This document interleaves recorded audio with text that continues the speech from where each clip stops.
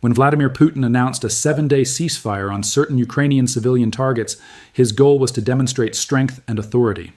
This was a pause decided entirely by Russia, and Putin positioned himself to receive full credit and admiration for the gesture. However, Putin is concealing a harsh reality. Russia desperately needs this ceasefire far more than Ukraine does, because its military is disintegrating so severely that Putin has been forced to send severely wounded soldiers back into battle. By wounded, we are not referring to troops with light injuries who are still healing. These are soldiers so gravely injured that they cannot fulfill any meaningful combat role except as disposable cannon fodder hurled against Ukrainian positions. This includes amputees who have lost arms or legs and are being redeployed to Ukraine without prosthetics, rehabilitation, or any form of support. This reflects extreme desperation within the Kremlin, highlighting Putin's ruthless disregard for human life and his urgent need to rush any available bodies, regardless of their physical state, to the front lines to maintain the illusion of power he no longer truly possesses. We will delve deeper into these details shortly. Regarding the amputee cases, United 24 media reported on January 30th that multiple Russian soldiers have publicly shared their experiences of what it truly means to serve in Putin's forces. One soldier, identified only as Private Startsev, a former prisoner who joined the fight in Ukraine in 2024, lost his leg in combat. Upon returning home, he received no compassion or relief.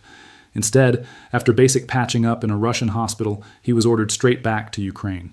"We've already paid our dues in blood, so what now? Are we supposed to fucking die?" Startsev angrily stated in a video describing his ordeal. The grim answer is yes. Soldiers like Startsev are intended to die. He is not the only amputee Putin has sent back into the line of fire after they nearly sacrificed everything for the invasion. United 24 media notes that many of these amputees belong to the 126th Motorized Rifle Regiment, and their redeployment orders came from Colonel Konstantinov Vladimir Mykolaiovich. This colonel, carrying out orders from a merciless superior, appeared eager to dispatch amputees to the front without prosthetics, as Startsev described. "They were supposed to issue me with a prosthetic, but no one cares." Startsev's prior criminal background may have factored into the decision. According to him, the colonel told convict soldiers that they should all die, every last one. For these former prisoners, deployment to Ukraine initially seemed like an escape from Russian jails. Yet, as we will discuss later, those same prisons may soon become the primary refuge for unwilling Russian troops seeking to avoid swift death in Ukraine. For anyone who has tracked Putin's appalling treatment of his soldiers in this war, Startsev's account is unsurprising. He is not the first to expose being forced back to combat while unfit.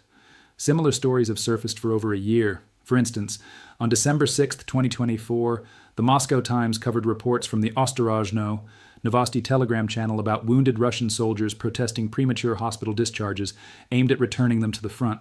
The channel shared videos showing troops with broken limbs, some using crutches, and stated that soldiers in need of treatment were sent to the combat zone in handcuffs from their unit in the Krasnodar Krai.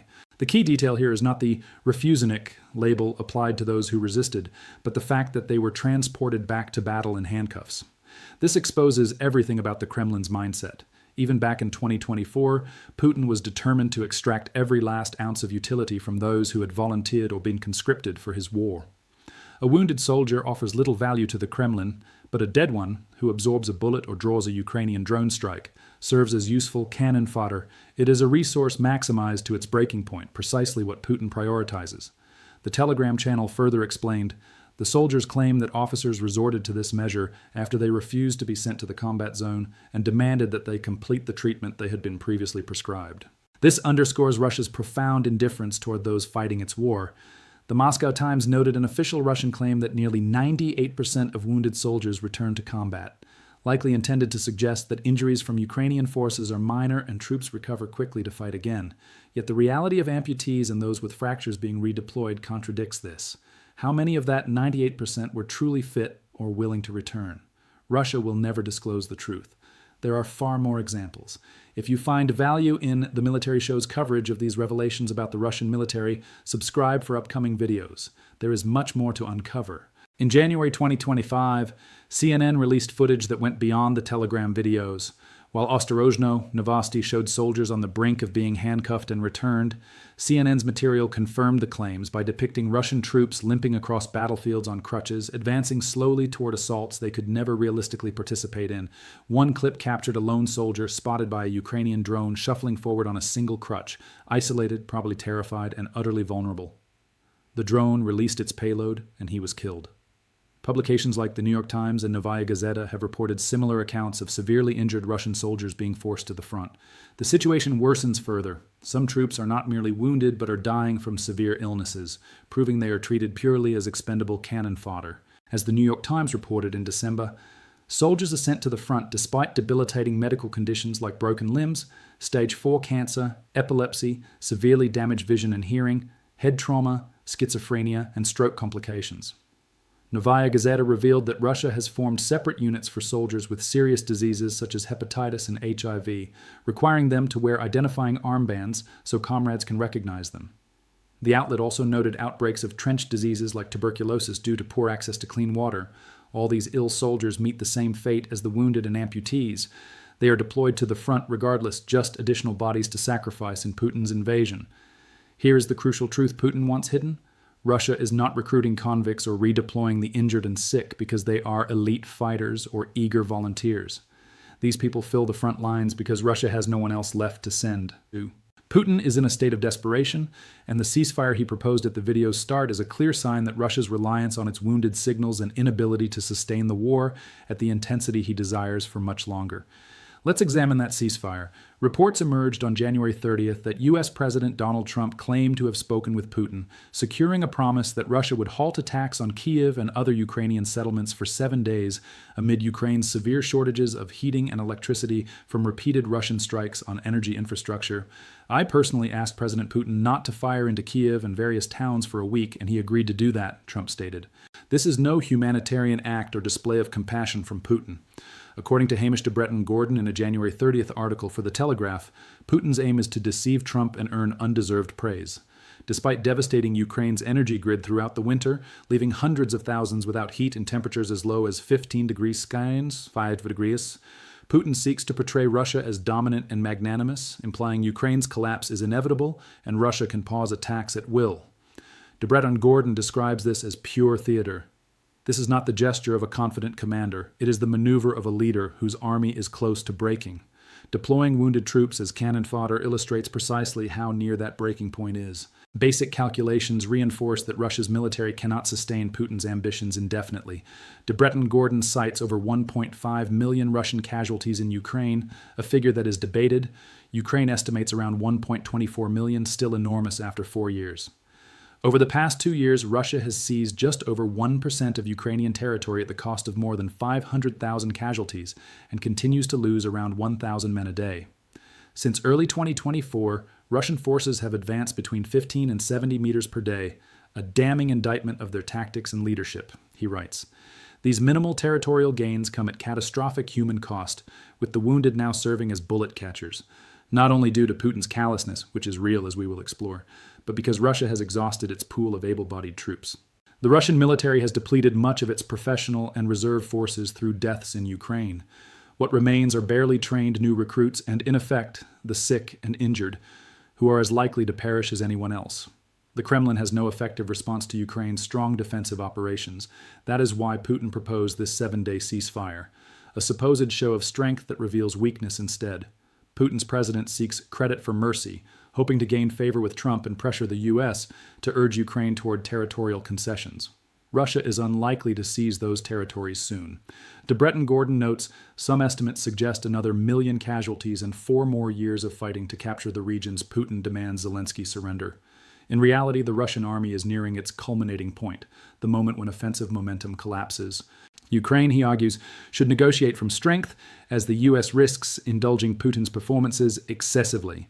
Perhaps that explains why Ukrainian President Volodymyr Zelensky has responded relatively calmly and cautiously to the announced ceasefire. While he acknowledged and thanked the United States for its diplomatic efforts to advance peace, Zelensky emphasized, according to a Politico report on January 30th, that the ceasefire had no official status or formal agreement behind it. His measured tone may signal that he views Putin's move as pure theater and expects the Russian side to violate or abandon the pause well before the 7 days expire. Putin, however, may already feel he has gained the political points he was after, even as Russia's military edges closer to its breaking point. What this episode reveals is a president who holds utter contempt for the lives of his own citizens. That indifference is the only reason casualties have reached such staggering levels in the first place, and why the Kremlin continues to dispatch gravely ill and severely wounded personnel straight back to the front lines. Russia's people might yet have an opportunity to halt the war Putin launched, particularly now that the threat of a new, large-scale mobilization hangs over ordinary citizens due to his growing desperation. Stay with us until the end of this video, and we will explain exactly why that possibility exists. While Putin plays his diplomatic games for appearances, it is not only the maimed and broken soldiers he is forcing back into combat who are suffering terribly. Russia's civilian population is also enduring severe hardship.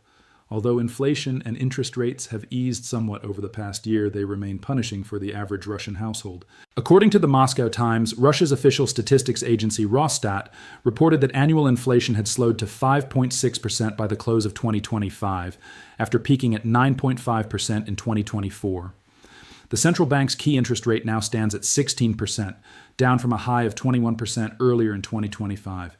Even if these official numbers are reliable, they still reflect exceptionally high levels that follow years of economic strain. The damage has already eroded ordinary Russians' ability to afford basic food, housing, utilities, and other essentials. Yet even in the midst of this domestic economic crisis, the Kremlin continues to channel virtually every available ruble into sustaining the war in Ukraine. As Hamish de Breton-Gordon wrote, Moscow pours what remains of its resources into missiles and drones to terrorize Kiev rather than into looking after its own people. To the Kremlin, the Russian army is simply cannon fodder. Convicts and foreign recruits are worth even less if that is possible. He is correct. Foreign recruits, in particular, have become a hallmark of a Russian military that is rapidly running out of Russians willing to sacrifice their lives for Putin's ambitions. Russia has already expended roughly 15,000 North Korean troops in the conflict. Beyond that, the Kremlin has resorted to outright deception abroad to lure additional fighters. Tragically, the tactic has succeeded in some cases. As France 24 reported in November, Russia has operated shadowy recruitment networks that entice young men from India with promises of well-paid civilian jobs, only for them to be funneled into combat units in Ukraine as yet more disposable cannon fodder. France 24 documented that at least 44 Indian nationals are now fighting for Russia, with several already killed in action. The survivors face the same grim fate unless they manage to escape. Medusa, in a January 22nd report, described these overseas recruits as Russia's disposable soldiers. According to researcher Karen Philippa Larsen of the Danish Institute for International Studies, they are being targeted because Russia has a huge need for people to fight in this war. Medusa estimates that at least 20,000 third-country nationals have been contracted to serve, alongside roughly 20,000 newly naturalized Russian citizens, many of whom appear to have traded citizenship in exchange for a near-certain death sentence on the battlefield. This is the true composition of today's Russian army, stripped of the professional veterans, trained reservists, and motivated personnel it possessed at the start of the invasion. In their place are the chronically ill, the physically crippled, the deliberately deceived, and anyone else the Kremlin can conscript, coerce, or trick into filling the ranks, even as these poorly equipped and unprepared soldiers are routinely annihilated in failed assaults. There is a clear strategic reason behind this frantic scramble to keep bodies flowing to the front. We alluded to it earlier. Every unfit fighter, whether a fresh amputee, a cancer patient, or a misled foreign national, being thrown into or returned to Ukraine exists because Putin is desperate to avoid the one action that could shatter whatever remaining domestic support he retains for the war: full-scale mobilization. Russian losses in Ukraine continue to climb relentlessly. United 24 media cited Ukraine's defense minister Mikhailo Fedorov, who stated that 35,000 Russian soldiers were killed or seriously wounded in December 2025 alone. Fedorov has publicly set a goal for Ukrainian forces to raise that monthly toll to 50,000 throughout 2026. For a leader who already treats his population as expendable resources, these numbers are catastrophic. If sustained, they will inevitably force Putin to order another mobilization if he intends to prolong the invasion. Russia has attempted partial mobilization before. In September 2022, the announcement triggered a massive outflow of military-age men fleeing the country and sparked visible public anger. Those were early warning signs from Russian society. A new mobilization, especially on the scale now required to reconstitute even a minimally competent fighting force, could transform simmering discontent into open rebellion. Putin's political position is already fragile. He cannot afford to inflame public fury further when Russians are simultaneously grappling with crippling inflation, high borrowing costs, and the constant grief of losing relatives in enormous numbers on distant battlefields. Yet the specter of mobilization also creates a strategic opening for Ukraine. Earlier we noted how Putin has long enticed convicts into the war by framing frontline service as preferable to rotting in Russian prisons. United 24 media points out that the calculus is now flipped. If mobilization becomes unavoidable, prison may suddenly appear far more attractive than deployment to Ukraine. Ordinary Russians could respond to conscription orders with a simple two-letter refusal: no. Russia does impose severe penalties for draft evasion and desertion. United 24 media reports that approximately 17,000 to 18,000 soldiers have received 10-year prison terms for going AWOL after reaching their units. Those who refuse mobilization before ever deploying tend to face lighter sentences, often in the 2-year range. Importantly, many regional courts opt for fines rather than incarceration. One case profiled by United 24 media under the pseudonym Kirill involved a man who, after 4 or 5 court appearances, paid the equivalent of just $245 for refusing service. These punishments, while harsh by Western standards, pale in comparison to the near-certain death awaiting those sent to the front, whether they charge into machine gun fire, step on mines, or fight while missing limbs and battling terminal illness. A fine of a few $100s or even a couple of years in a brutal Russian prison is infinitely preferable to becoming cannon fodder in Ukraine. This stark contrast could become the spark that causes the cannon fodder system Putin has constructed to collapse from within. A mass refusal, no, would render large-scale mobilization politically and practically impossible. Even Putin could not imprison hundreds of thousands of draft resistors without triggering uncontrollable unrest and stripping Russia of the manpower he desperately needs. After all, there is a finite supply of amputees, cancer patients, deceived foreigners, and barely trained recruits. That well is running dry. And speaking of dwindling resources, Russia is rapidly learning that even its most critical financial lifeline, the export of oil, is no longer generating revenue at previous levels. The primary reason traces back to sustained U.S. pressure and sanctions. Discover exactly how Washington has choked off Russia's war funding without firing a shot in our next video.